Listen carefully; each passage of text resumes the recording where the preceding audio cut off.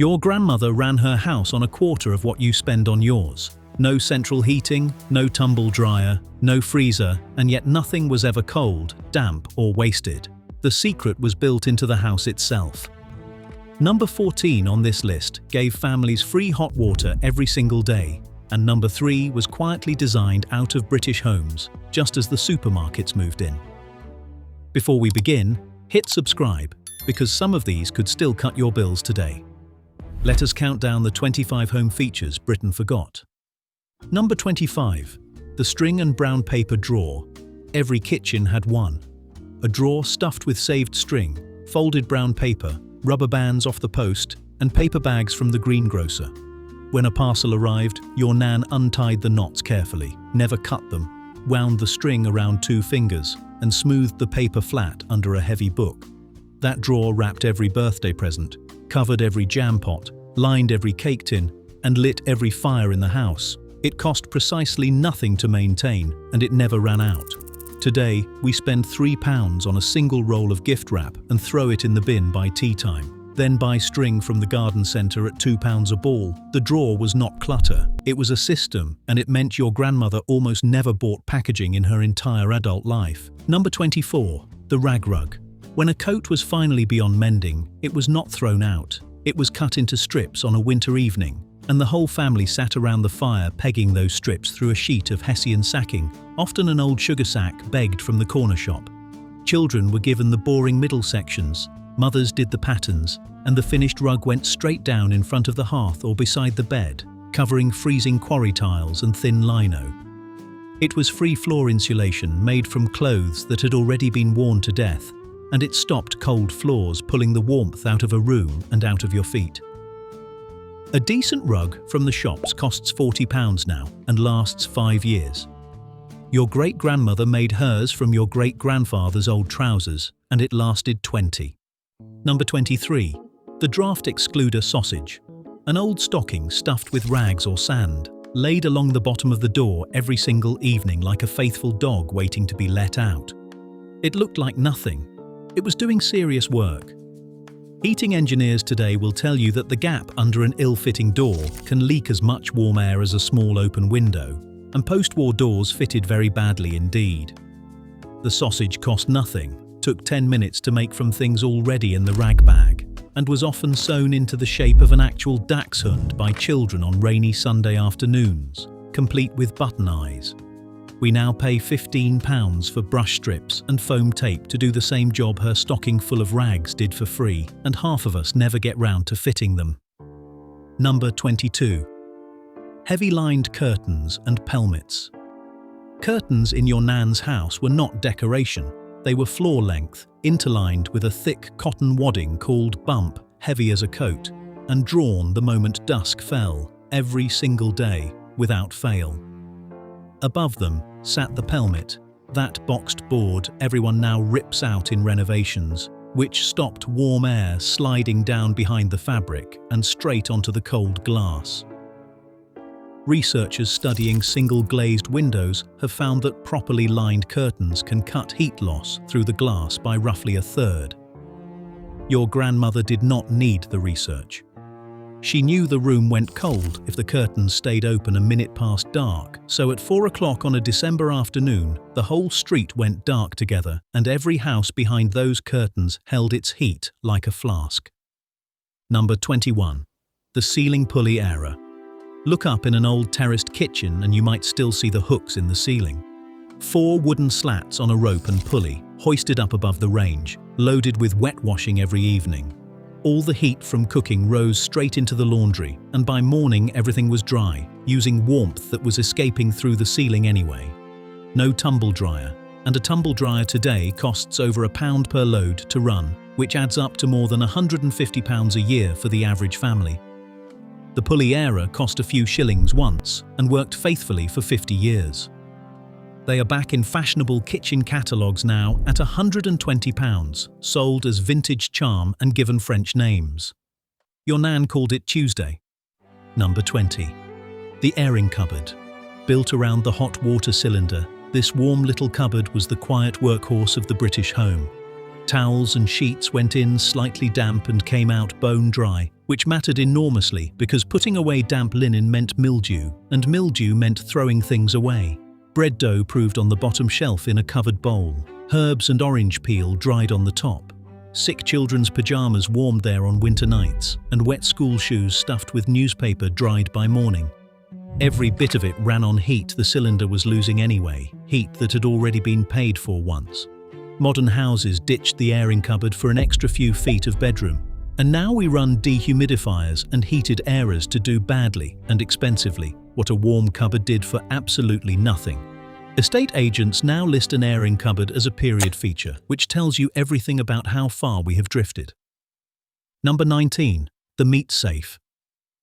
Before the fridge, there was a small cupboard with sides of fine zinc mesh standing in the coolest corner of the scullery or hung on a shady north wall outside.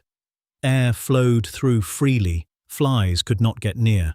Inside sat the weekend joint, the cheese, the butter dish, and the milk jug, wearing its little beaded muslin cover.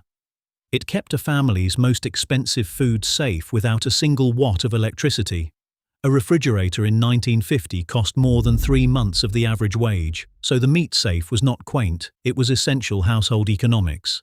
Kept in the right spot, it held meat perfectly well for days, cheese for weeks, and unlike everything in your kitchen today, it never once broke down, beeped, or needed a repairman. Number 18. The marble cold slab. In the larder sat a thick slab of marble or slate, and it was always several degrees cooler than the room around it, summer and winter. That is simple physics. Stone has enormous thermal mass and sheds heat slowly, so butter stayed firm on it through July. Milk kept an extra day, jelly set, and pastry rolled out beautifully without the fat melting into the flour.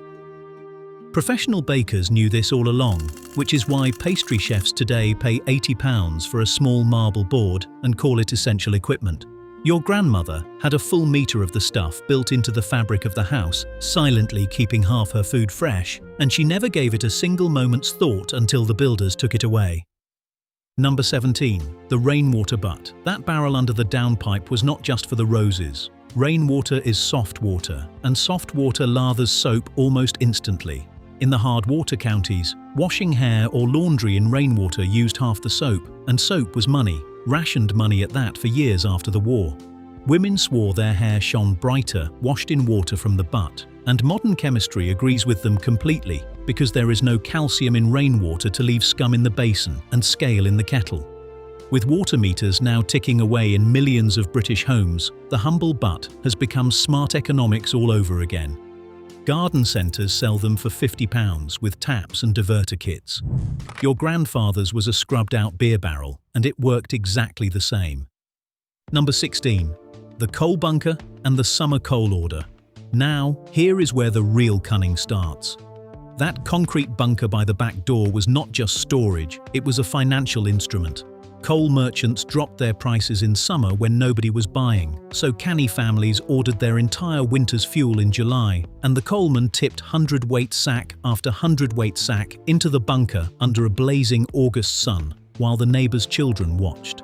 Those families beat the winter price rise every single year, sometimes saving the equivalent of a full week's wages, and they never once faced a cold January because the merchant had run short. It is exactly what money experts now call buying ahead of the market. Your grandmother did not call it that. She called it common sense, and she paid summer prices for winter warmth her entire life. Number 15. Cinder riddling and the ash bucket. Every morning before breakfast, the ashes from the grate were riddled through a sieve, and this is where the thrift became almost surgical. The half-burnt cinders that survived the sieve went straight back on the fire, because they still held fuel and had already been paid for. The fine ash went onto icy front steps for grip in winter, onto the garden paths to keep the weeds down, and around the fruit bushes and the rhubarb, because coal and wood ash carries potash that plants love. 100 weight of coal was squeezed until it had given up absolutely everything it had, twice over. Nothing left that house until it had done at least 2 jobs. Today we throw away things that have not even finished doing one. Number 14. The back boiler. Here is the free hot water we promised you at the start. Behind the living room fire sat a simple cast iron water jacket, plumbed straight into the hot water cylinder upstairs. The fire you were going to light anyway, the one warming the family, drying the socks on the fender, and boiling the kettle on its trivet, was also quietly heating every bath, every washing up bowl, and every Monday wash in the house. One fire, 3 jobs, no extra cost whatsoever, every single day from October to April. When Britain converted to gas central heating through the 70s and 80s, back boilers were ripped out by the million and skipped. Heating water became a separate bill, one we have paid every month since. We modernized ourselves into paying twice for heat our grandparents captured once. Number 13. The kitchen range. The cast iron range, and later the Rayburn, was the beating heart of the house and the greatest multitasker Britain ever built. It cooked the dinner, heated the water, dried the washing on the rail along its front, proved the bread on its warming plate, heated the flat irons, warmed the teapot, and kept the kitchen at a steady, toasty heat from 6 in the morning until bedtime. And because the kitchen was warm, the family lived in it, which meant no other room in the house needed a fire until evening, if at all. One appliance quietly replaced a cooker, a boiler, a radiator, and a tumble dryer, and it ran on the same coal that was heating the room regardless. Families who still own a working range guard it like treasure and restored one's cell for thousands, because deep down, we all know exactly what we lost. Number 12. The scullery copper. Monday was wash day, and the copper, a great built-in boiler in the corner of the scullery, was lit before dawn. But watch what happened to that one tank of hot water, because this is thrift as choreography. Whites went in first while the water was cleanest and hottest, then the coloureds, then the men's filthy work clothes, then the floor cloths, and then the last of the warm soapy water scrubbed the doorstep, sluiced the yard, and washed the dog. One heating of water did 5 or 6 separate jobs before a single drop went down the drain. At Christmas, the same copper boiled the puddings in their cloths and simmered the ham. We now run a washing machine 4 times a week and heat fresh water from cold for every single load. Number 11. The mangle. That great iron beast with wooden rollers standing in the yard did something no spin cycle quite matches even now. Sheets fed through under pressure came out with most of the water crushed from them, which meant they dried in half the time, hung in half the space on the line, and, crucially, came out pressed almost perfectly flat. Half the ironing was already done before the washing was even dry, and irons heated on the range cost fuel and time. The mangle needed nothing but a strong arm and a squirt of oil once a year. It turned washing day from a 3-day damp ordeal draped over every surface into something manageable, and in its 50-year working life, it never used a single unit of electricity. When the twin tub finally arrived, plenty of women kept the mangle anyway, because the old iron beast still squeezed sheets drier than any spinner, and it had never once let them down. Number 10. The button tin and the darning mushroom. Before any garment left the house forever, it was stripped like a car for parts. Buttons were snipped off and dropped into the old toffee tin, zips unpicked. Good fabric folded away into the patch bag. Socks were stretched over the wooden darning mushroom and rewoven at the heel in wool that nearly matched. Elbows were patched, trouser knees reinforced before they went, and shirt collars, the first thing to fray, were carefully unpicked, turned over, and sewn back on to hide the wear, doubling the life of the shirt in one evening's work. A working shirt lasted 5 years, sometimes 10. The average British family now spends well over £1,000 a year on clothes, most of which cannot survive 20 washes. Penny for penny, your grandmother's mending basket was the most profitable corner of the entire house. Number 9. The clothes horse by the fireguard. Every winter evening, the wooden maiden was unfolded around the fireguard, draped with the day's washing, and left to work the night shift while the family slept. The fire was burning down anyway, so the drying was completely free, and by morning there were dry clothes waiting where cold, damp ones had hung. On school mornings, tomorrow's shirts and socks were hung there deliberately the night before, so children dressed by the grate in clothes still warm from last night's embers. It sounds like a small kindness, and it was. But it was also a heating strategy because a child who dresses warm does not need a warm bedroom. Which brings us to the coldest, cleverest secret in the whole British home. Number 8. The hot water bottle and the eiderdown. Bedrooms were not heated at all, ever. Frost formed in ferns on the inside of the windows, and everybody simply accepted it because the bed itself was an engineering project.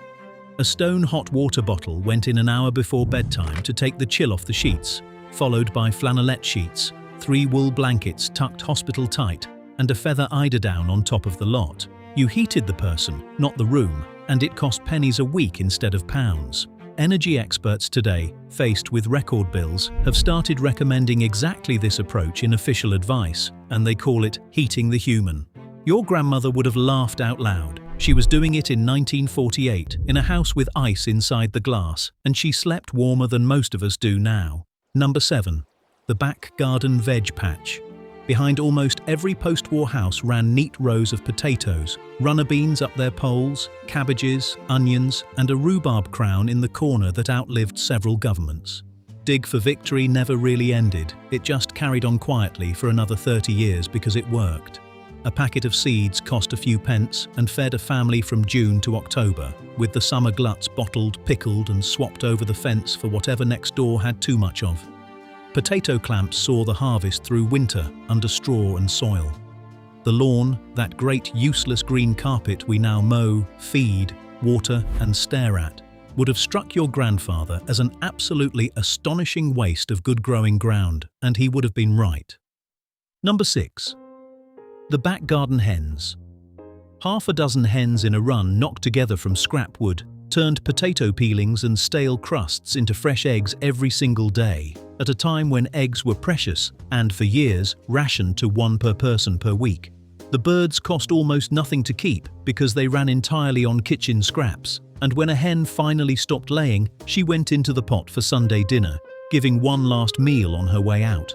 Some streets went further and ran pig clubs, where a dozen families fed one shared pig on their combined leftovers and split the bacon at Christmas.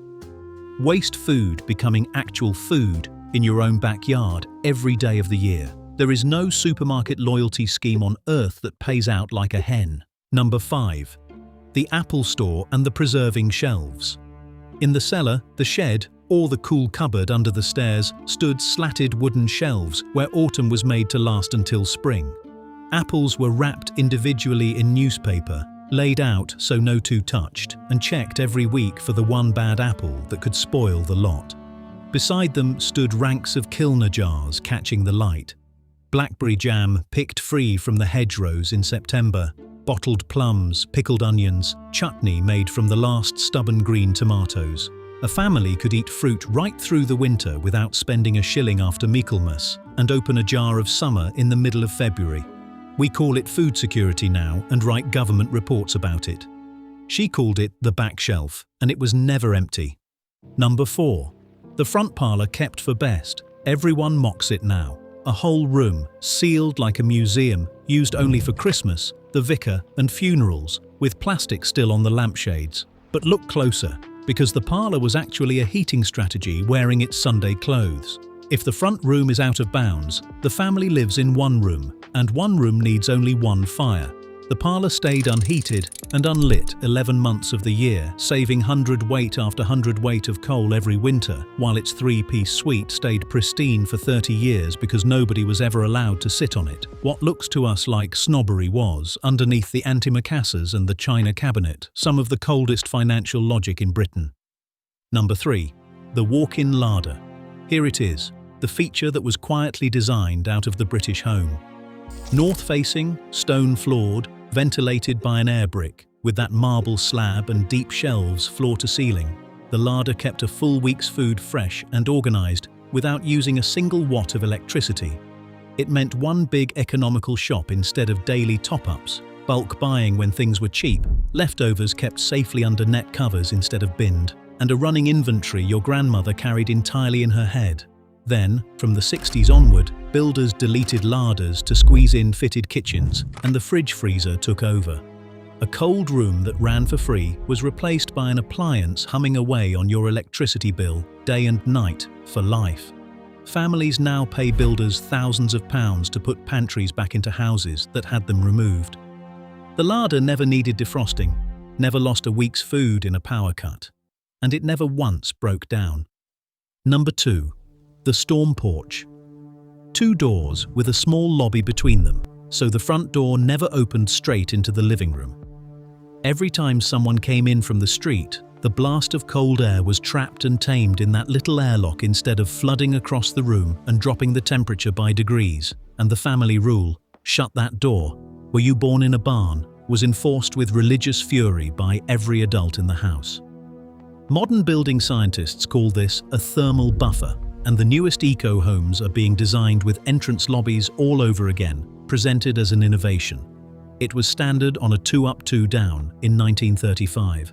We knocked them through to make our hallways feel bigger, and our heating bills have been quietly paying for that extra square meter ever since. And number 1, the single hearth, because here is the truth hiding behind all 24 entries above. The greatest money-saving feature in the British home was never a gadget or a cupboard. It was one fire in one room, with the whole family gathered around it. Homework at the table, mending in the armchair, bread toasting on the long fork, the wireless murmuring in the corner, the cat on the rug your nan pegged herself, everyone sharing the same warmth because there was only one warmth to share. Central heating changed everything. It sent the family off to separate rooms, each one heated, each one lit, each one with its own screen eventually, and the bills multiplied right along with the comfort.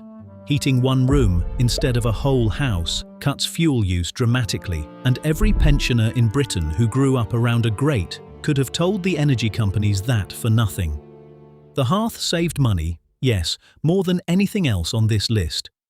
But it did something no thermostat has ever managed. It kept everyone in the same room, warm together, and nobody ever had to be called down for tea. So here is my challenge. Pick 1. Draw the curtains at dusk for a week, fill a hot water bottle instead of heating the bedroom, or start yourself a string and brown paper drawer. Then come back and tell me in the comments whether your bills noticed, because I suspect your grandmother was not old-fashioned at all. She was simply better at this than we are. Which of these do you remember from a relative's house? Tell me below, and I will see you in the next one.